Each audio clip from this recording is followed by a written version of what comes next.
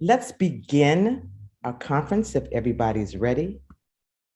And our first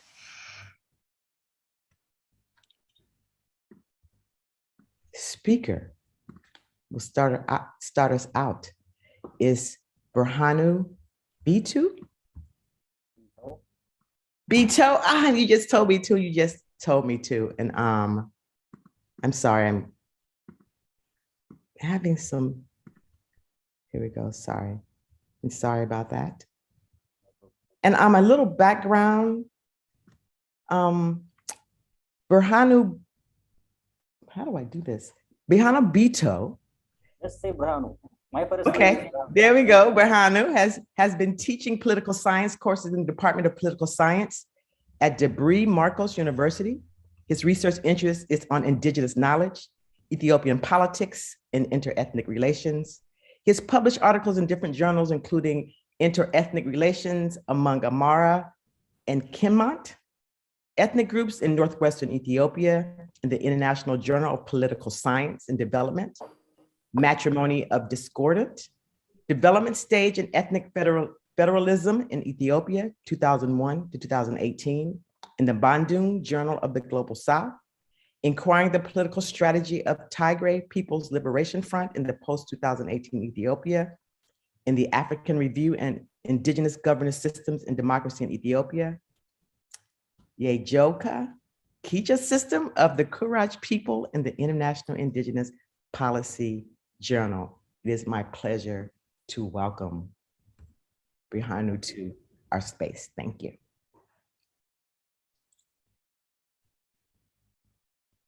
Okay, can I start?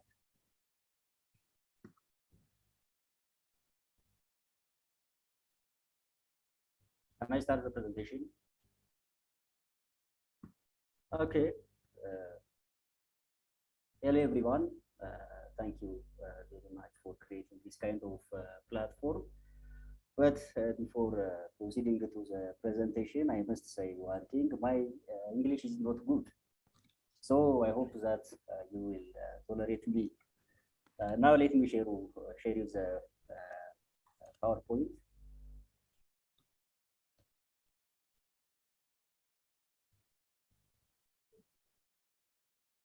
Okay, my presentation title is Modernity, Colonial Narratives and Genocide in Colonized Society.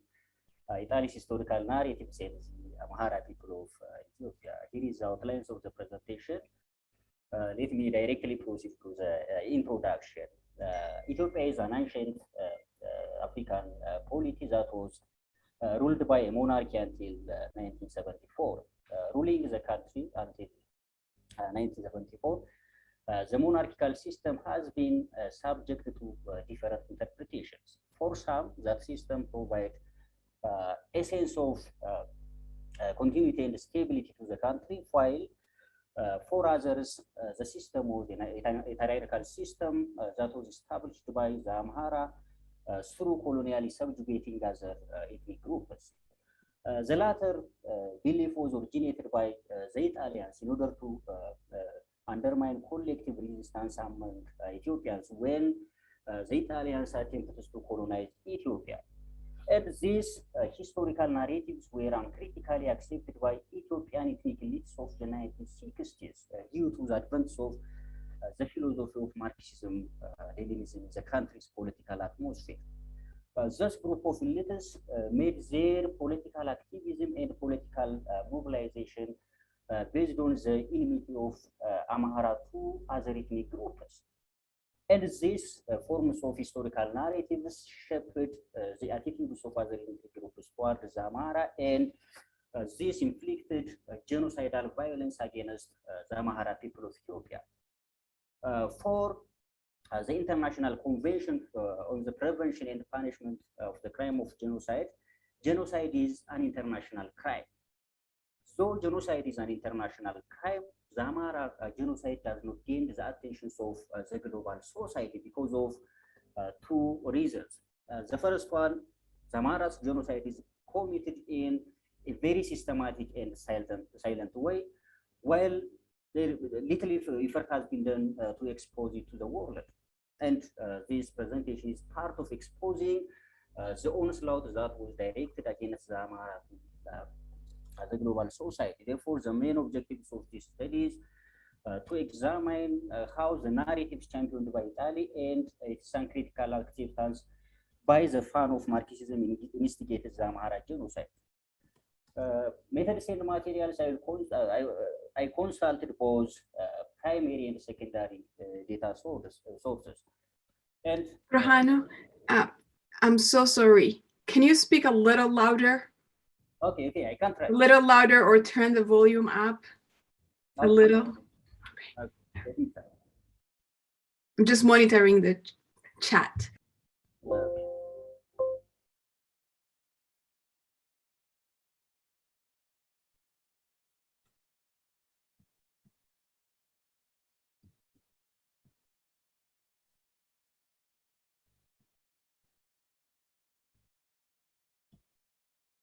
Okay, I'm technically mature.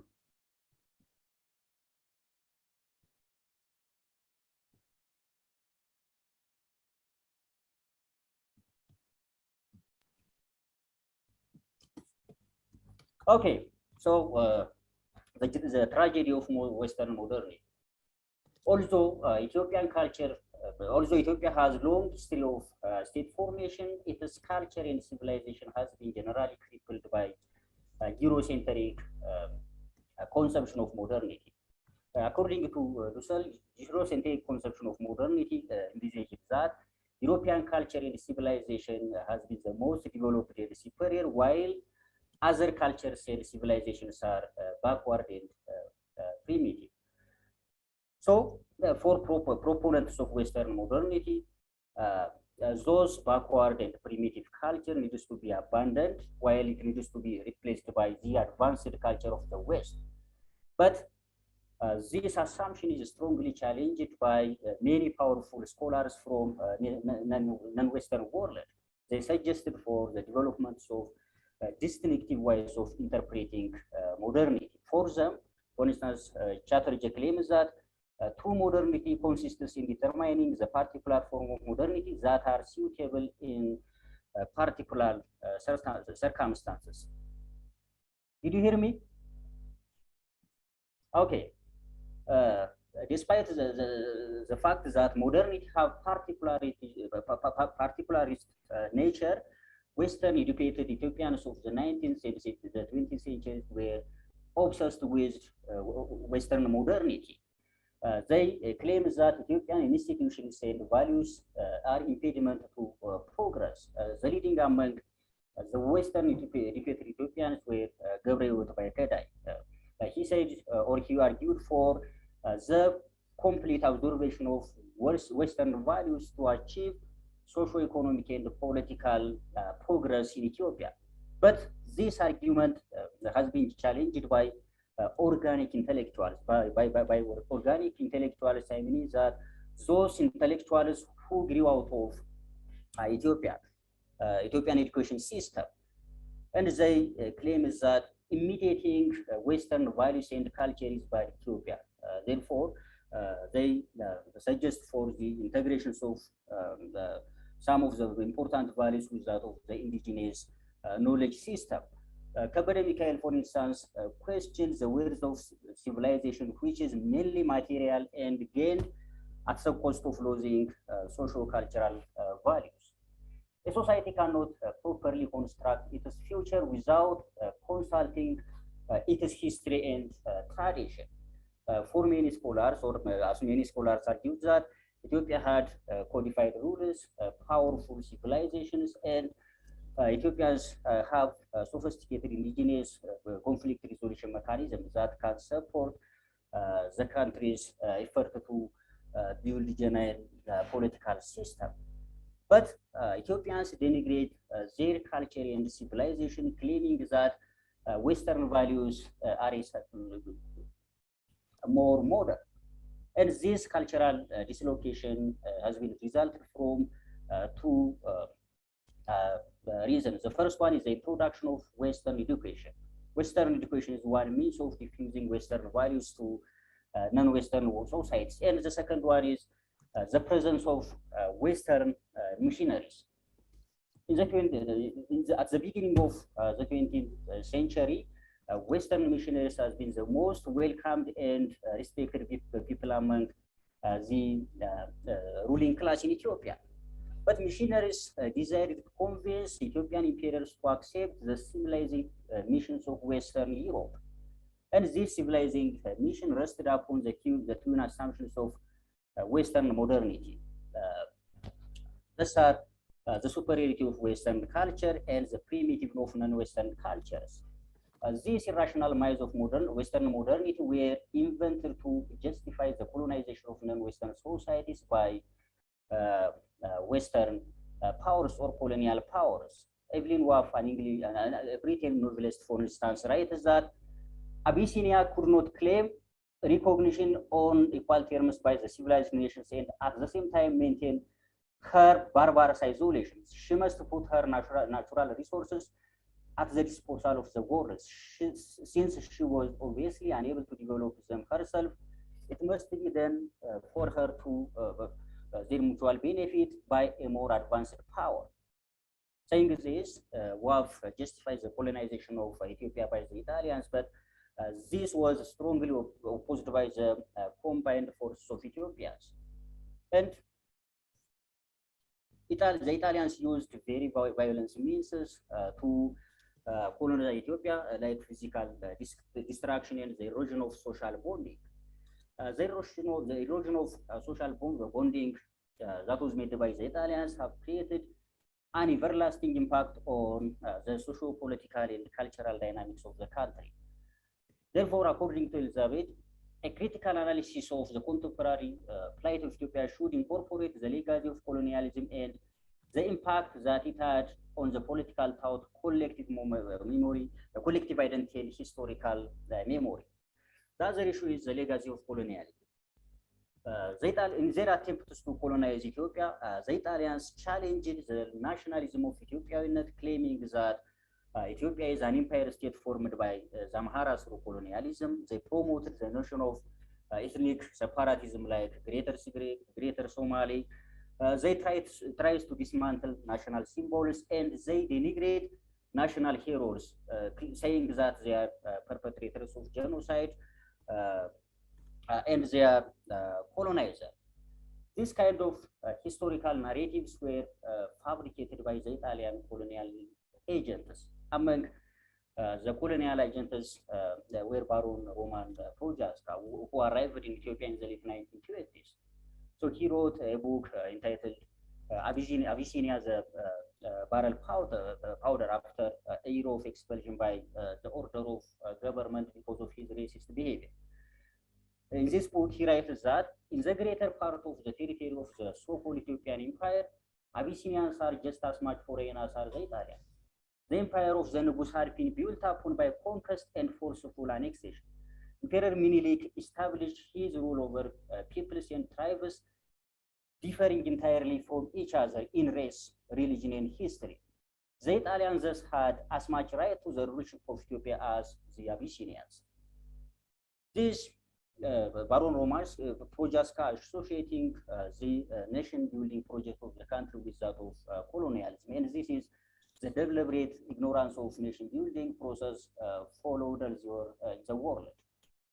Nation-building first started in the center by few leaders and it spread outward to include the mass, the minority, religious, ethnic, and social groups.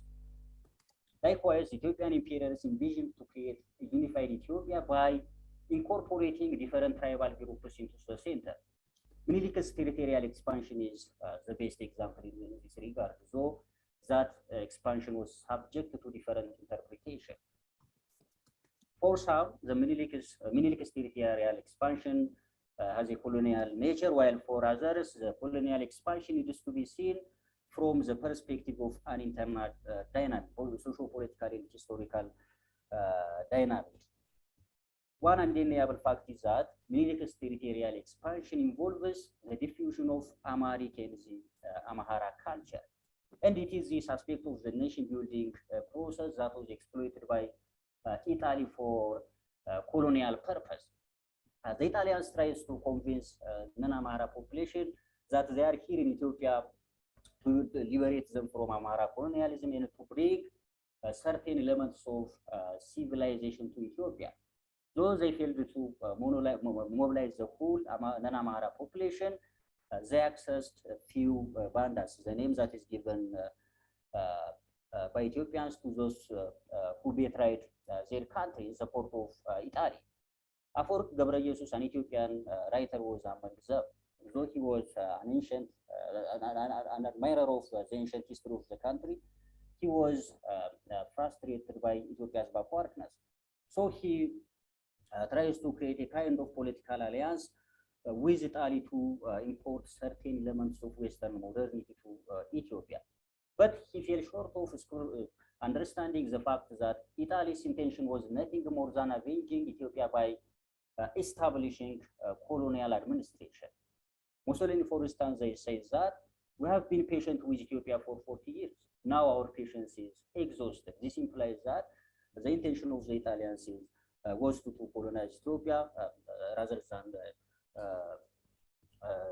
importing certain elements of Western modernity to Ethiopia. Despite this is a fact, Ethiopian ethnic elites of the 1960s critically accepted the narratives that was championed by the Italians. This group of elites viewed Ethiopia as a mere collection of disparate ethnic groups brought together by Amhara colonialism. And some of the scholars say that imitating their white masters, Menelik and his followers saw themselves as white gods, were sent to civilize Oromo and other indigenous Africans via slavery and colonialism. This negatively shaped the attitude of other ethnic groups towards the Amhara and caused for the emergence of ethno-nationalist parties. Among the leading ethno-nationalist parties are Tigrayan People Liberation Front and Oromo Liberation Front. That was established to create an independent republic of their own fellow ethnic groups. And since their establishment up to the present time, they inflicted genocidal violence against the Amhara ethnic group. The last issue is the genocidal massacre. Though many attributed that the beginning of Amhara genocide is to the post-1991 political system, argued that the Amhara genocide was begun during the Italian occupation of Ethiopia. For the Italians, Amhara culture was the unifying force of Ethiopia that caused for their defeat at Adwa in 1896. Therefore, they decided to eliminate the Amhara through killing and mobilizing other ethnic groups against them. And they find local chiefs as a collaborator. And among the leading local chiefs were Agbajoni, who were the local chiefs in Jimma, and he proclaimed that those who can kill the Amhara and bring chopped heads will be awarded 30 Ethiopian as per the chopped head of Amhara. Due to this proclamation, many Amhara, including men and women, were killed and beheaded. Dr. Lapiso estimated that about 600,000 to 800,000 Amharas were killed and displaced during the Italian occupation of Ethiopia, though it is difficult to find accurate statistical data. In addition to using local chiefs as collaborators, the Italians massacred the Amhara using different incidents as pretext, and the leading among them is the attempt on Graziani's life on 19 February 1935. Following this incident, Guido Cortesi and the Italian Secretary of Colonialism at Addis Ababa ordered that comrades, today is the day when we should show our devotion to our viceroy by reacting and destroying the Ethiopians for 3 days. For 3 days, I gave you carte blanche to destroy, to do whatever you want to Ethiopians. The primary target of the onslaught, according to Campbell, were the Amhara. Following the incident, Graziani was obsessed with his plan to eliminate all educated Amharas and to terrorize the population into utter submission. The most important thing here is that does the annihilation of the Amhara constitute an act of genocide during the Italian occupation of Ethiopia? For the genocide to be proved according to the Genocide Convention and to the Roman Statute, it must demonstrate that the perpetrators had the intent to destroy in whole or in part a national, ethnic, racial or religious groups. So the Italians primarily targeted the Amhara. They tried to kill and displace the Amhara from different parts of the country. They prohibit members of Amhara to have employment opportunity, and they try to contain the spread of Amharic and Amhara culture. For instance, Professor Robert Sabaki writes that Amhara was displaced as the local language, and Arabic, Oromiya, and the Kafina were taught in school. Then, after 1991, the PRDF of the Ethiopian People Revolutionary Democracy Front seized political power, and learning the gospel of ethnic division from the Italians, it restructured the country along parochial ethnic lines. And it continued the Italians' policy of exterminating the Amhara. And here are some of the data documented by several human rights institutions that shows the laws the Amhara people incurred from 1991 up to the present time. But this data does not show the exact number. It is just to show some example. During the 2007 national population census, the Amhara people showed 2.5 million, and this was confessed by the commissioner of the National Population and Housing Census. The reason for this is that there has been recurrent extermination against the Amhara, and the PRDF regime prohibit appropriate medical treatment for the Amhara when they were suffered with epidemics like malaria. In addition, the perpetrators have denied the heinous crimes they committed. According to Professor Gregory Stanton, the perpetrators of genocide denied that they committed any crime and often blame what happened on the victims. The PRDF regime never brought the perpetrators to justice, and it did cover the crimes of the criminals. For instance, in one incident, in Gurafarda incident, within a week, about 70,000 Amhara were killed and displaced. In that incident, when the late Prime Minister of the country were asked by one member of the House of People Representatives, he replied that they were the Amhara settlers accused of destroying forests. In addition to the Prime Minister, local officials in different parts of the country dehumanize the Amhara, saying that you are newcomer, you are gun holder, you are chauvinist, you are ruthless tree, you will come out when we need to do so. And the Oromo Liberation Front dehumanized the Amhara when it tries to kill and displace the Amhara, Martinama Amiti, which refers to subhuman. That's the LF used as a pretext to kill and displace the Amhara in different parts of the Oromia region. Now, let me conclude. Although Ethiopia defeated Italy in the battlefield, it has been defeated by the narratives championed by the Italians. The Italians divided Ethiopians along the dichotomy of oppressor relationship. And this dichotomy were intensified by ethnic elites of the 1960s due to the advance of the philosophy of Marxism and Leninism in the country. They simplistically categorized Amhara as oppressor and other ethnic groups as oppressed. And those ethnic elites, by forming ethnic liberation fronts, inflicted genocidal violence against the Amhara. Those Amhara people suffered with genocidal violence from 1935 up to the present time. There is no organized data and powerful academic contributions that show the exact laws that the Amhara people incurred. Therefore, it requires in-depth investigation by scholars and international observers. Thank you very much.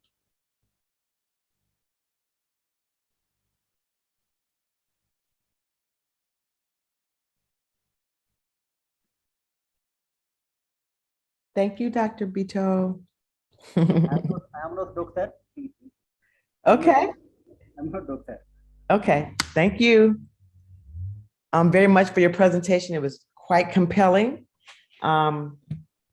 So right now I want to open up the floor to see, and by the way, I got a text. I'm Sharon Bitew.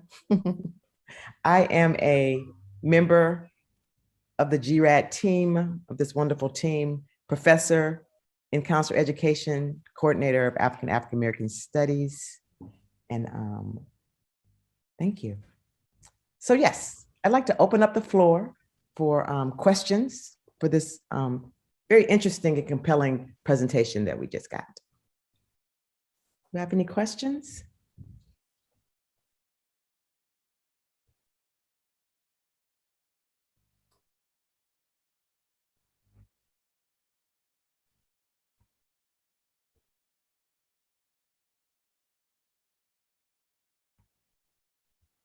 So yes, I see Christopher raised his hand. Yes, go ahead. Thank you. Hi, everyone. Thanks for your presentation, Birhanu. I just was really quite interested and had recently tried to incorporate in one of my courses that looks at the history of war and genocide in Africa, some information and cases from Ethiopia. And I wondered if you might be able to this might be you going back and clarifying, but if you could just kind of summarize for us what you see as the trajectory between Italian colonial violence and the contemporary violence that's being experienced, what the link between the two are, if there are any, if you could maybe just summarize that for us again, if that's okay.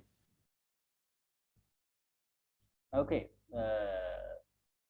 My argument is that the contemporary or the present genocide that is directed against the Amhara is the result of the historical narratives invented by the Italians. That is my argument. In 1960s, when the political system is radicalized because of the advent of the philosophy of Leninism in the country, ethnic leaders borrowed the narratives that was invented by the Italians. It is the Italians that first invented a kind of unhealthy ethnic relationship among Ethiopians. They categorized Amhara as oppressor, while others as oppressed to undermine collective resistance in Ethiopia.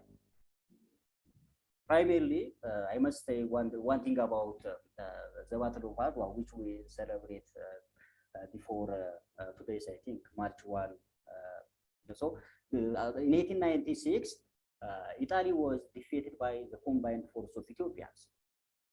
So after 40 years, they came in Ethiopia to recolonize Ethiopia, with the intention to revenge this state. But one thing they know is that they cannot defeat the Ethiopians without creating parochial ethnicity. It is because of this assumption that they plan to divide the Ethiopians along the dichotomy of the oppressed and oppressor relationship. And this argument, this historical narrative, as I said before, is borrowed by ethnic elites of the 1960s. And those ethnic elites established ethno-nationalist parties beginning to the 1970s. And currently they are in power. Those ethnic liberation fronts that was established in the late 1970s, or sorry, in the early 1970s, are currently in power. They cite political power and they perpetrate genocidal violence in different parts of the country, particularly after the post-2018, or when there occurred a political transition in the country. The Amhara people suffered systematic extermination in different parts of the country. So it is the narrative that connects the Italians' occupation of Ethiopia to the contemporary time. Thank you for your question.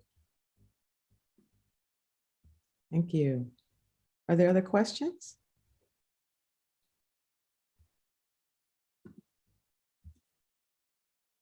I'm searching the. Ibrahima raised her hand. Ibrahima. I'm sorry, Dr. Ibrahima, your hand is up. Thank you. Thank you, Birhanu. This is a very informative presentation, really, and I see that you're using your Ethiopian voice very calm. So use your teacher's voice so that everybody can hear you. Jokes aside, though, I know you're a teacher. That's why I use this. Thank you so much for the presentation. And I really like the fact that how you related this Italians narrative with the elitist group and how that narrative really continued going by Ethiopians themselves who are educated abroad, who really wanted to replicate the colonial powers or whatever Western equates for them to be modern, and bring that up here and continue that. And my quick question is that, you know, I know that there is a lot of killings and happening all over, right? And I honestly don't think it's only the Amhara people that are suffering from this kind of mass killings and genocide. And I was wondering, how do you relate that? Where do we put people who suffer? Where do we put people who suffer from the killings and the genocide, but who are not Amharas as well, right? Because these killings happen everywhere. And you don't really have to respond to it. I know that it's a very larger question and it's way out of your current topic, but I just want to hear what you think about it. Okay. It is a great question. And it is a very contentious issue in Ethiopia also. We are here debating even who is Amhara. It is contestable. The term Amhara, who is Amhara? For some, all speakers of Amharic language is Amhara. For others, it is a kind of cultural identity, something like that. And as you said, several ethnic groups are suffered from mass killing, displacement in different parts of the country. I'm so sorry for interrupting, but really, if you can speak louder, this is such an important question, and we love what you're saying, and very, very powerful information. So if you can speak a little louder, that would be really nice. Thank you. I will try. So,